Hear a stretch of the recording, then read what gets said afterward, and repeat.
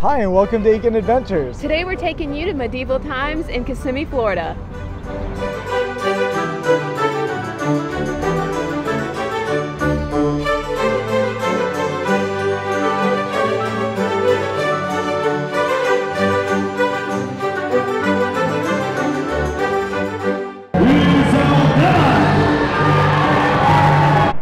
And if you're just now joining us on Aiken Adventures, we're taking you to do all the best things and all the best places all around Florida.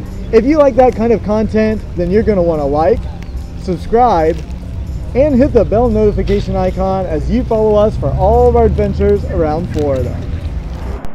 Now, we've been wanting to do the Medieval Times dinner show for a little while, but it has been fully booked. So if you are planning your trip to Orlando, you're going to want to look ahead and choose the night that you want to do that. So we went online to purchase our tickets, and as you go through the purchase process, you're going to be given an opportunity to select some upgrades. We went ahead and selected one of the upgrades that was available, and it came with priority castle access, priority seating, and these VIP lanyards. Right, we got our VIP tags. We're excited to see what all of that means. Show me your tag. VIP. These flags that we've gotten. Also, we got the flag. So when we arrived, we paid for the VIP, whatever, and that includes some flag upgrades. So we have some flags to celebrate our team. By the Titans of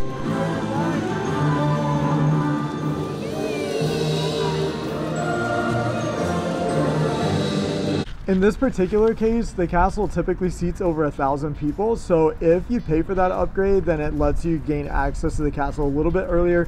The doors open about an hour ahead of the scheduled show time, but they're only doing half capacity right now, so personally, we didn't really feel like that the upgrade really lived up to any expectation that we had for value or enhancing our experience in any way. The other upgrade that you can select is for the celebration. If you are celebrating like an anniversary or a birthday or something, then you can have them give you a shout out. They'll read your name and talk about whatever it is that you're celebrating. So they just finished all of the greetings. If you pay for an upgrade, then you can have them greet you by name for your celebration. And I think also you can pay extra and get a piece of cake as opposed to the standard dessert, which we got ice cream a little later on. One of the things that they do really well here is the theming is really great as you walk into the castle and stuff. All right, next we have to go get our picture made. I really loved how just majestic this almost ballroom sort of setting is as you walk into the foyer ahead of going up the grand staircase into the arena. We walked in, they had already seated everyone, and we came in pretty close to the showtime. In this case, we walked in, it was already dark. It looked like somebody was already seated in our section, but it was because in the dark, green looks blue. It looked very similar. All right, we're table number 5, and we're in the blue section, so we've got to wander over to the blue section. So we I were was very around. confused. And there wasn't anybody showing us where to sit. They just kept saying we had to go to the end, and I thought it was the end of the first section. So it was really confusing. Yes. But now we know, if you come to this, come early so you can find your seat. Finding our seat was super complicated, and they already started the show and turned out the lights when we were trying to get over here. We made it eventually. Yeah, this started a lot faster than the pirate show. Oh yeah, they were like half an hour late.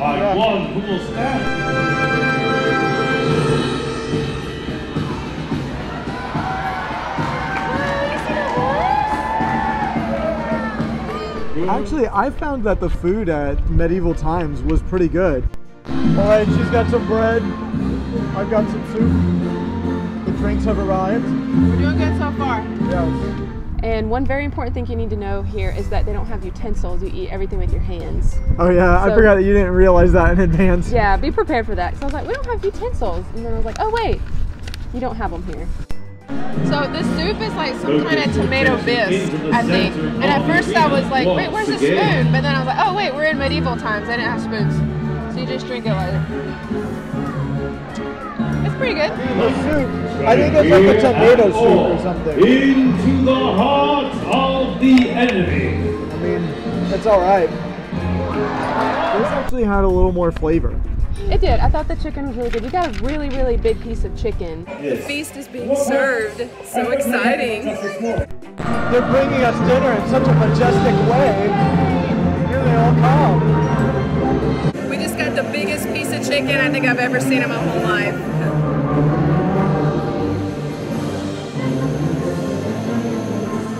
So the vegetables just arrived. We got a corn on the cob and a potato. If you've taken your masks And I got a nice potato. put them back on. So a little extra. So they do have wet naps already provided for you, so you can wipe off your hands. And then about the time that you've been able to finish with your chicken, that they bring to you a nice warm wet nap, which allows you to, and it smells like lemons. That was a good touch. Okay, so obviously there's a plot when you go to these things. That way you can follow the story. I will say for me personally, it was a little bit harder to follow this storyline. It was a lot of talking, but you kind of figure it out as it goes. They're doing some kind of exposition right now. I don't really understand what's happening. I think I just missed a whole bunch of horse tricks. There's a queen, there's an antagonist. I think the guy down at that end is the bad guy. Alright, the plot is starting to form with Cedric versus the princess or the queen. But the best part about this dinner show was the jousting. They actually do the jousting. And actually that's the emphasis of it, is that actually after the whole emphasis is like the horse tricks and different things like that.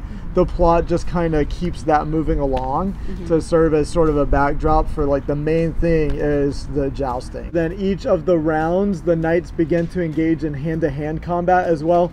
And this is very choreographed. Our 2-year-old was mesmerized by the entire thing. She loved it. She had such a great time. The whole time she was like beyond the edge of her seat. She was literally like leaning on the table. She loved it.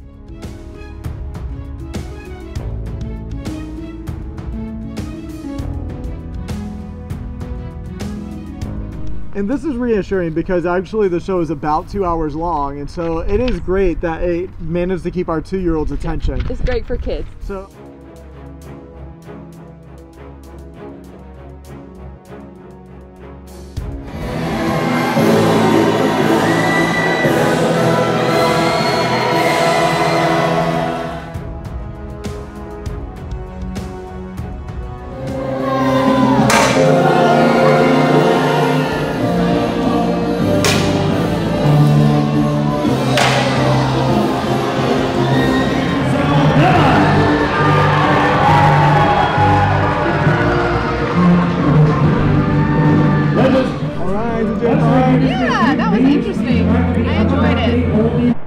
we have to figure out which way we're supposed to go.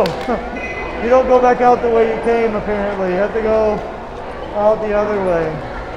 Through the wine cellar, they say. Alright, there's a medieval village over here, and there are signs, but there's no sign that there's anything going on in the medieval village.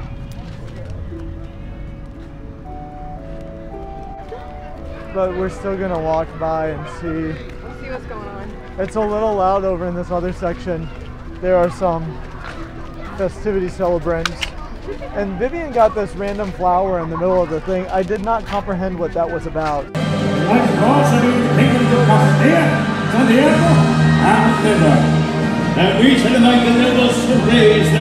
Maybe because she was like waving her banner or something, and like they wanted her to participate.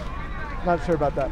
Alright, it doesn't look like there's anything going on in the medieval village right now, but I did read a review online that indicated that there is some kind of like medieval torture museum, and maybe that's what this used to be. Looks like that there would have been some good ideas, and I don't know if it's closed down because of COVID or if it like will ever reopen again. Just kind of ignorant of that fact.